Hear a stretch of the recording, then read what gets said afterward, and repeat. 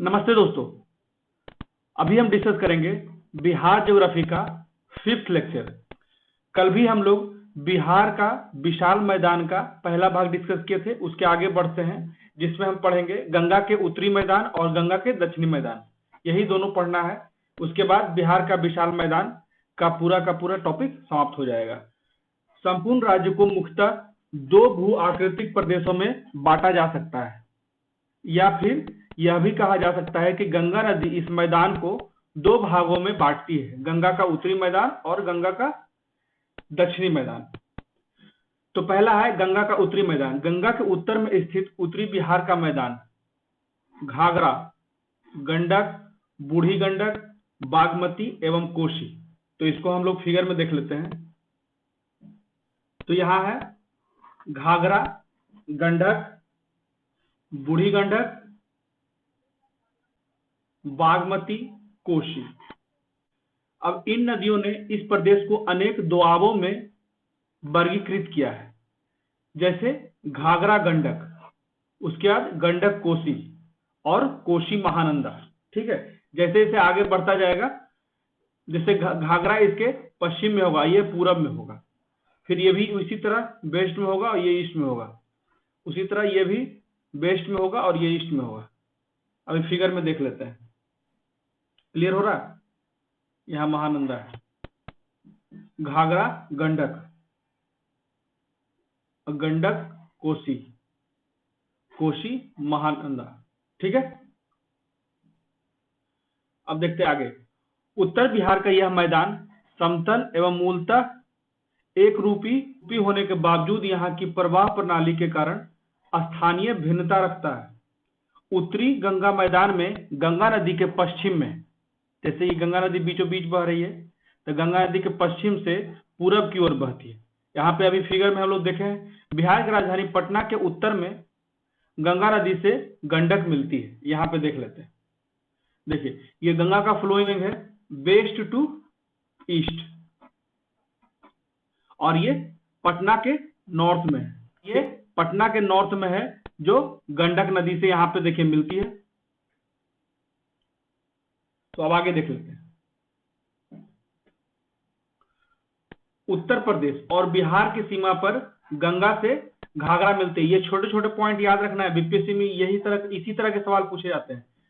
गंगा नदी से बूढ़ी गंडक, बागमती और कोसी नदियां मिलती है। यह भूभाग गंगा के उत्तरी तराई के 56,980 वर्ग किलोमीटर क्षेत्र में फैला हुआ है, जो राज्य के 32.77% क्षेत्र पर विस्तृत है। यह एक समतल मैदान है और जलोढ़ मिट्टी से बना है। इस भूभाग का ढाल उत्तर से दक्षिण की ओर मंद होता जाता है। ठीक है, इसकी ऊंचाई ज्यादा नहीं होती, इसलिए मंद होता जाता है इसका ढाल। तथा उत्तर पश्चिम का ये एरिया होगा, मान लीजिए ये बिहार हो गया, तो उत्तर पश्चिम का ये एरिया होगा, और दक्षिण पश्चिम का ये एरिया हो गया। तो यहां से यहां आने को अत्यंत मंद हो जाता है। इसकी औसत ऊंचाई समुद्र तल से मात्र 66 मीटर है। ठीक है, मैदान के उत्तर पश्चिम भाग में शिवालिक पर्वत श्रेणी के अवशेष रूप में कुछ पहाड़ियां स्थित है। राज्य की उत्तरी सीमा के साथ साथ लगभग 60 किलोमीटर तक सोमेश्वर पर्वत श्रेणी फैली हुई है। अब सोमेश्वर पर्वत श्रेणी का हम लोग फिगर, यह है सोमेश्वर पर्वत श्रेणी। ठीक है, यहाँ पे हरहा नदी घाटी है, रामनगर दून, तो मेनली ये याद रखना है सोमेश्वर नदी श्रेणी जो नॉर्थ में है। शिवालिक पर्वत श्रेणियों में रामनगर दून की पहाड़ियां विस्तृत है। रामनगर दून की पहाड़ियां 32 किलोमीटर लंबी और 6 से 8 किलोमीटर चौड़ी है। तो सबसे उत्तर में बिहार के जो है वो है सोमेश्वर पर्वत, उसके बाद रामनगर दून, तथा यहीं पे हरहा। अभी मैं तीनों डिस्कस किया हूं फिगर दिखा के, जो 22 किलोमीटर, पहला है 60 किलोमीटर, दूसरा है 32 किलोमीटर और तीसरा है 22 किलोमीटर। इसी घाटी के उत्तर में सोमेश्वर की 800 से 2800 मीटर ऊंचाई वाली पहाड़ियां स्थित है। गंगा नदी के प्रवाह क्षेत्र में बाढ़ क्षेत्र की विशेष आकृति के रूप में राज्य में स्थान स्थान पर दियारा भूमि दिखाई देता है। दियारा भूमि हम पिछले लेक्चर में डिस्कस किए थे, जिन्हें याद है प्लीज कमेंट करके बताएं। नदी धाराओं के कारण बने दियारा, चौर व छाड़न विशिष्ट भूआकृतियां भोजपुर, बक्सर, सारण, चंपारण, मुजफ्फरपुर, भागलपुर, मुंगेर, दरभंगा, पूर्णिया व सहरसा में प्राय मिलते हैं। ये सारे जितने भी लोकेशन है, डिस्ट्रिक्ट है बिहार के, इसे याद रखिएगा फिगर में। अब आगे देखते हैं, इस मैदान के निम्नलिखित विशेषताएं हैं। यह जलोढ़ पंखी क्षेत्र है, ये जहां से नदियां मुड़कर अपना प्रभाव पथ बदलती रहती है, उसे ही कहते हैं जलोढ़ पंखी क्षेत्र। गंगा के उत्तरी मैदान दक्षिणी मैदान का सीमावर्ती भाग अपेक्षाकृत ऊंचा है। इन उच्च भूमियों की संख्या पश्चिम में अधिक है, मतलब कि पश्चिम में ज्यादा ऊंचाई है। ठीक है, इस मैदान के पश्चिम चंपारण जिले में पहाड़ियों के समीपवर्ती भाग में नभ तराई बनी है। इस मैदान के उत्तर में दलदली भूभाग की लंबी पेटी है, जिसके मध्य नदी घाटियां तथा कुछ भूमियां विद्यमान है। दलदल युक्त उत्तरी विस्तृत पेटी के नीचे विस्तृत निम्न भूमि का क्षेत्र है, जहां दलदली झीलों का बहुल है। दलदली झील अधिक मात्रा में पाई जाती है उन क्षेत्रों में जहां पे दलदल भूमि की लंबी पेटी उपलब्ध होती मौजूद होती है, जिसके मध्य नदी तथा भूमि दोनों मिश्रित होते हैं। उपयुक्त आधारों पर गंगा के उत्तरी मैदान को 4 भागों में बांटा जा सकता है। तो कौन कौन है? तो पहला है भाबर, जिसे तराई एवं उपतराई क्षेत्र भी कहा जाता है। दूसरा है भांगर या बांगर भूमि। तीसरा है खादर और चौथा है चौर या मन भूमि। ठीक है, ये याद रखिएगा कि उत्तरी मैदान को 4 भागों में बांटा जाता है और किस तरह? भाबर या तराई, भांगर, खादर और चौर या मन। अब इसको डिस्कस कर लेते हैं विस्तार से। यहाँ पे फिगर में देख लीजिए। सबसे पहले क्या था? तराई। तराई क्षेत्र देखिए ये रीजन में है, बिहार के एकदम उत्तरी क्षेत्र में है। उसके बाद भांगर, उसके बाद फिर कौन सा है? खादर और लास्ट में टाल या मन क्षेत्र कहते हैं उसको। उप तराई क्षेत्र या भाबर, तराई प्रदेश के दक्षिणी भाबर क्षेत्र पश्चिम से पूरब की ओर विस्तृत होते हैं। ठीक है, ये याद रखिएगा, वेस्ट टू ईस्ट। उसके बाद यह उत्तरी बिहार के 7 जिलों पश्चिमी चंपारण, पूर्वी चंपारण, सीतामढ़ी, मधुबनी, सुपौल, अररिया और किशनगंज में 10 किलोमीटर चौड़ी संकीर्ण पट्टी से विस्तृत होती है। इसमें कंकड़ बालू का निक्षेप जमाव होता है। ठीक है, अब बांगर देख लेते हैं। वह क्षेत्र जहां बाढ़ का पानी प्रतिवर्ष नहीं पहुंचता, मेनली इसको जो पुराना जलोढ़ है उसी को बांगर कहते हैं। ठीक है, यह क्षेत्र भाबर क्षेत्र के दक्षिण में विस्तृत है। ठीक है, भाबर, पहले भाबर हो गया, उसके दक्षिण में बांगर हो गया, जिसका विस्तार मुख्यतः बिहार के उत्तर पश्चिमी क्षेत्र, उत्तर पश्चिमी भागों में पाया जाता है। ये अब आ जाते हैं खादर। वह क्षेत्र जहां, खादर को मुख्यतः नवीन जलोढ़ मिट्टी भी कहा जाता है। वह क्षेत्र जहां प्रतिवर्ष बाढ़ का वर्षा का पानी पहुंचता है, नवीन जलोढ़ निक्षेप होता है। प्रतिवर्ष बाढ़ आने के कारण उस क्षेत्र में नई मृदा का निक्षेप होता है, जिससे उस क्षेत्र में मिट्टी की उर्वरता बनी रहती है। चौर या मन, उत्तरी गंगा के मैदान में प्राकृतिक रूप से जलमग्न निम्न भूभाग पाया जाता है, जिसे चौर या मन कहा जाता है। चौर का मुख्य उदाहरण पश्चिमी चंपारण का लखनी चौर और पूर्वी चंपारण का बहादुरपुर एवं सुंदरपुर चौर। चौर मूलतः गोखुर झील है, जिसका निर्माण नदियों के मार्ग परिवर्तन होने से हुआ है।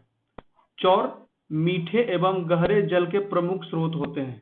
ठीक है, ये चौर थोड़ा सा ज्यादा इंपॉर्टेंट है, इसे ध्यान दे दीजिएगा।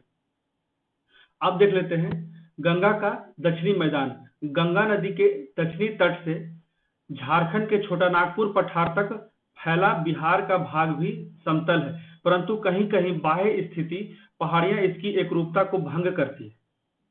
इसमें गया, राजगीर, खड़गपुर, गिरियक और बराबर की पहाड़ियां मुख्य है। ये एरिया याद रखिए, गया बिहार के दक्षिण में है, राजगीर नालंदा जिला में है, खड़गपुर बंगाल में है और गिरियक और बराबर की पहाड़ियां। यह भूभाग दक्षिणी बिहार के लगभग 33,670 वर्ग किलोमीटर क्षेत्र में फैला हुआ है। यह पश्चिमी और मध्य में अधिक चौड़ा तथा पूरब में राजमहल की पहाड़ियों के निकट संकीर्ण हो गया है। इस भूभाग में अनेक छोटी छोटी पहाड़ियां हैं, जो मैदानी भाग के कृषि क्षेत्र में बीच बीच में स्थित है। यह मैदान राज्य के 19.36% क्षेत्र पर विस्तृत है। इस मैदान की प्रमुख नदियां हैं सोन, वहां पे तो गंगा का उत्तरी जितना भी सहायक नदी था सारा था, और यहाँ पे दक्षिण से आता है जो सोन नदी, करमनासा, पुनपुन, फल्गु व उनकी सहायक नदियां। मैदानी भाग में स्थान स्थान पर पहाड़ियां और टेकरियां फैली है, जिसमें गया जिले में की बराबर रामशिला, प्रेतशिला व जेठियान पहाड़ियां, राजगीर और गिरियक की पहाड़ियां, बिहार शरीफ की बड़ी पहाड़ी, पीर पहाड़ी तथा शेखपुरा और पार्वती की टेकरियां महत्वपूर्ण है। इस क्षेत्र की कई नदियां गंगा में नहीं मिलकर नदी के समानांतर दक्षिण से उत्तर की ओर बहती है, जिसका राज्य की सिंचाई में महत्वपूर्ण योगदान है। कुछ नदियां जो है वो गंगा में नहीं मिलती है, लेकिन दक्षिण से उत्तर की ओर जाती है, जो सिंचाई के लिए महत्वपूर्ण है। दक्षिण गंगा का मैदान मुख्यतः छोटा नागपुर पठार के से गंगा में प्रवाहित होने वाली नदियों के द्वारा लाई गई मिट्टी से बना है। ठीक है। दक्षिणी मैदान की औसत ढाल दक्षिण से उत्तर की ओर है, मतलब दक्षिण का क्षेत्र ऊंचा है और उत्तर का क्षेत्र दक्षिण की तुलना में गहरा है। इस मैदान का निर्माण पठारी प्रदेश से होकर बहने वाली नदियों के द्वारा लाई गई बलुआई मिट्टी से हुआ है। बलुआई मिट्टी के कारण इसमें पानी अधिक सूखता है, अतः सतह पर जल का अभाव होने पर भी भूमिगत जल अधिक मात्रा में मिलता है। इस भाग में गंगा प्राकृतिक कागार का निर्माण करता है। ये प्राकृतिक कागार अपने आसपास की भूमि से ऊंचा होता है, जिसके कारण नदियां गंगा के समानांतर ही प्रवाहित होती है। इससे पीनेट प्रवाह प्रणाली का निर्माण होता है। प्राकृतिक कागार के दक्षिण जिला ढाल का निम्न क्षेत्र टाल पाया जाता है। इसका विस्तार पटना से लखीसराय तक होता है। इसमें बढ़िया, मोकामा, फतुहा, बख्तियारपुर, बाढ़, मोर और सिंघौल का टाल महत्वपूर्ण है। फिर से एक बार बोलते, बढ़िया, मोकामा, फतुहा, बख्तियारपुर, बाढ़, मोर और सिंघौल का टाल प्रमुख है। टाल क्षेत्र वर्षा ऋतु में जलमग्न हो जाते हैं। गंगा के दक्षिण मैदान की चौड़ाई पश्चिम में अधिक है, किंतु पूरब में यह धीरे धीरे कम हो जाता है। ठीक है, जैसे ये इधर ज्यादा है और इधर थोड़ा सा कम है। गंगा के दक्षिणी मैदान को मुख्यतः 3 भागों में बांटा जाता है। पहला है सोन गंगा द्वार, दूसरा है मगध का मैदान और तीसरा है अंग का मैदान। दक्षिणी बिहार की नदियां सदावाहिनी, सदा नीर नहीं है, मतलब कि इसमें हमेशा जल नहीं होता है। यहाँ ढाल क्षेत्र में खादर के मैदान मिलते हैं। गंगा के दक्षिणी मैदान का निर्माण छोटा नागपुर के पठार से गंगा की नदी की ओर प्रवाहित होने वाली नदियों के द्वारा लाई गई जलोढ़ मिट्टियों से हुआ है। इस मैदान की प्रमुख नदियां सोन, पुनपुन, फल्गु, क्यूल और मान है। गंगा नदी के दक्षिणी किनारे के समानांतर फैली ऊंची तटबंध रेखा के कारण पुनपुन, फल्गु आदि नदियां सीधे गंगा में नहीं मिलती है। ये याद रखिए किस कारण से पुनपुन और फल्गु सीधे गंगा में नहीं मिलती है, तो ऊंची तटबंध रेखा के कारण।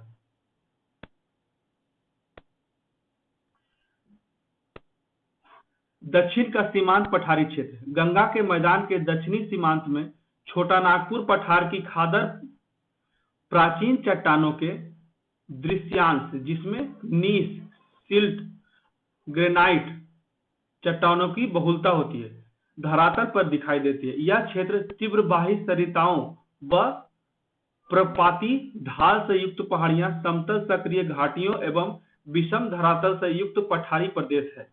इसके अंतर्गत गया, मंदार, बराबर की कहा पहाड़ी है, अभी मैंने बताया था गया, जेठियन की पहाड़ियां, गेंगेश्वर, राजगीर और शेखपुरा आदि की सुकर पीठ पहाड़ियां, बिहार शरीफ, जमालपुर, मुंगेर की पहाड़ियां तथा रोहतास और कैमूर जिले में विस्तृत कैमूर का पठार आता है। मैदान के दक्षिणी सीमांत में नबीनगर और मोराटाल से मुंगेर तक क्वार्टरजाइट की चट्टानें शूकर पीठ के रूप में विकसित होती है।